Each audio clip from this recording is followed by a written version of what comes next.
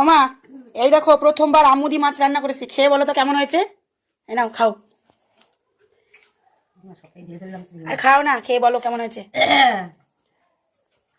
বাহ, দারুণ হয়েছে তোমার মাছ রান্না তো। কিভাবে করলাম মা? দাঁড়াও, তোমাকে বলছি কিভাবে করলাম আমি। প্রথমে মাছগুলোকে কেটে বেছে ধুয়ে একদম নুন হলুদ মাখিয়ে নিয়েছি। এবার কড়াইতে তেল দিয়ে মাছগুলোকে একদম কড়া করে ভেজে নিয়েছি। আর হ্যাঁ, এই মাছটা কিন্তু আমি প্রথমবার রান্না করছি জীবনে। আমি কিন্তু আগে কোনো দিন এই মাছটা রান্না করিনি, ঠিক আছে। তো এবার কড়াইতে একটুখানি তেল দিয়ে দিলাম, আর তেলটা গরম হয়ে আসলে দিয়ে দেবো হচ্ছে তেজপাতা আর জিরে ফোড়নে।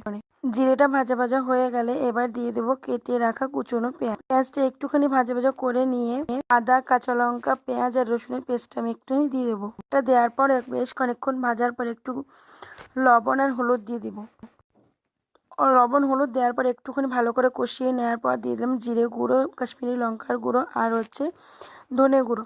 তারপরে ঝোলটা দিয়ে দিলাম। এবার ঝোলটা ফুটে আসলে এবার দিয়ে দেবো মাছগুলো দেওয়ার পর একটুখানি ঢেকে রেখে দেবো। তারপরে ধনে পাতা আর একটুখানি গরম মশলা দিয়ে নামিয়ে নেব।